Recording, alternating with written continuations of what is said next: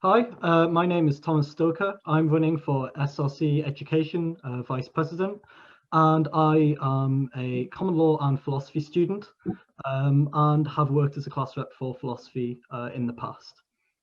Okay, so thank you for that. Now I'd like to run through your manifesto. So starting at the beginning, you're talking about representation. You say that you want all class reps to be elected. Why is that? Well, I think the key is that everyone should feel like they are comfortable talking to whoever their class representative is. I know that several departments don't do elections, including philosophy, and I think it's important that students are able to choose who represents them. I think that's probably the best way to have good representation from a wide background and a variety of experiences. And I think it's also good because it encourages people who run for class rep to tell everyone about themselves initially, so that everyone kind of gets to know them through the election process. And I think that will ultimately lead to better communication in general. I mean, of course, it could be said that there's a reason why they pick their class reps. Not many people might run. Like for my course, for example, we always have to beg people again and again for positions because it takes quite a while for people to come forwards. I can definitely see that. I think ultimately it's more important to ensure that class reps are people who are really dedicated to the role. And if that does mean that there's fewer applicants, then I think there should maybe be something done by departments to encourage people to take up the job. I think it was, for me, it was something that I really enjoyed doing. I was lucky to be picked unelected. I hope I don't sound like a hypocrite here. But I think it would have been better if everyone had elected between me and the other class rep and everyone else, just so that everyone got to know us better. But I am aware that it could thin the ranks a bit, but I think if people are really eager to run, ultimately that'll shine through. Okay. So Thomas, you talk about the importance of talking face to face with your class rep, so someone you know. If so, why do you then want an anonymous complaint system put in place? So anonymous complaints wouldn't just extend to class reps, but to the wider university as a whole. I think we need to focus on allowing people to air grievances without being outed, I suppose. With the class reps thing, as much as I think it's important that the class rep is a friendly face that people feel they can talk to, especially in group chats, etc. And I think we do need to make more effort to create spaces specifically where class reps can talk to students, because we just use Facebook in my department. And that did work, but there are people who don't use Facebook, and you don't want to spam people with emails either. But when it comes to anonymity, I think just because the class rep is this friendly face that people can talk to, that doesn't mean all the students talking to them have to. If someone's talking about a fairly major concern, or simply something, maybe someone doesn't want to admit that they've been struggling over the semester, and I think they should be able to, make this comment to the class rep. Because I'm fairly sure that I probably would have gotten more comments from people if they knew that they weren't necessarily telling me, all of their issues. Okay, so maybe that sort of implies things about mental health, perhaps, which brings me on to the next thing. Exams accessibility for disability and language. You say that there's a 1 hour extension in place, but it actually normally is 25% extra time for disabled students. And currently, for many courses, it's doubled, if not 24 hours. Could you explain more about that, please?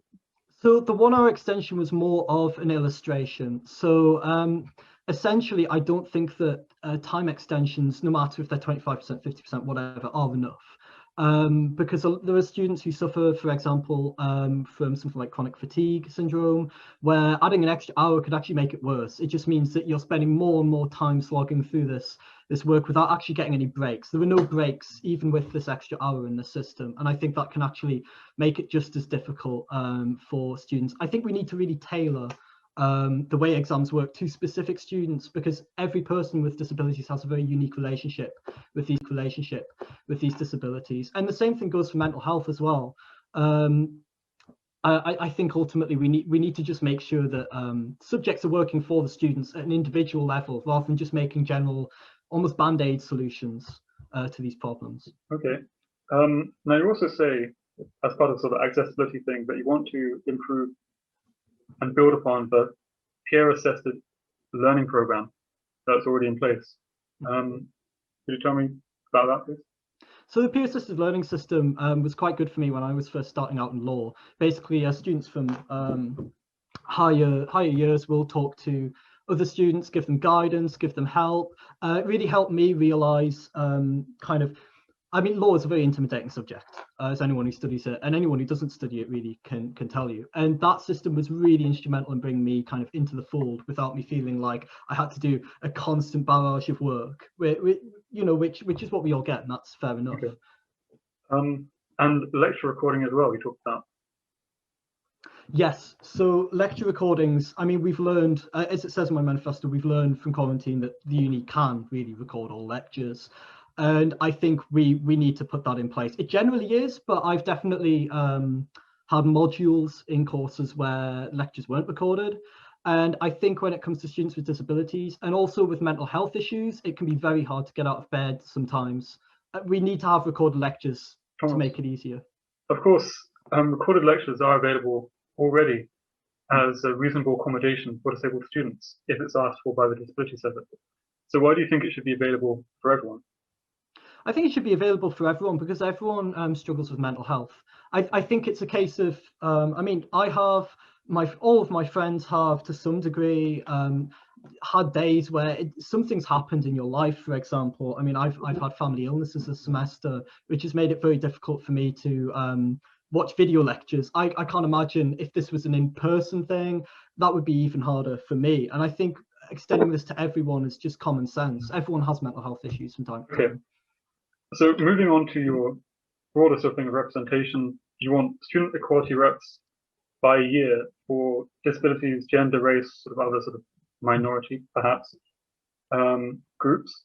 And if that's like 5 years for course of study, that's 5 representatives, that's 25 new ones on top of the already 44 representatives. So basically increasing it by a half.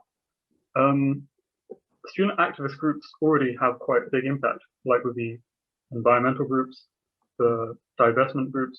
Why do you think that needs to be brought in-house into the SRC?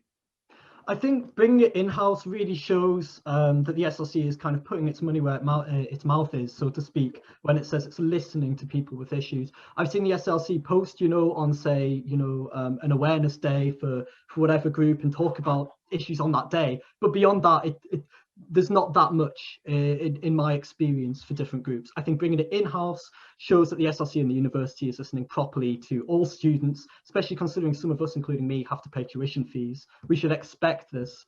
If it increases the number of representatives, I think that's something that we have to be willing to deal with. You want a zero tolerance policy for bigotry. Problem is, this year, everything's taking place off campus. How can you enforce a university zero tolerance policy when everything's not on campus, not at the university? I definitely think that quarantine has posed unique problems for a lot of principals, and this is one of them. With zero tolerance, I mean, we've seen, I think this week, there were issues with toxic masculine culture in an event within a certain group. And I think as much as, it's impossible to get it every time. But I think we need to just make sure that we're making it easier to pick up on complaints. I can't guarantee that it's going to be every single person, but adding in-house reps is going to make it easier for complaints. Off campus, this is limited, but we're not going to be off campus hopefully in the next year and the next years. Okay. Well, thank you very much. That's all we have time for. Thank you for your time. Thank you for the interview. And yeah. Thank you. Okay.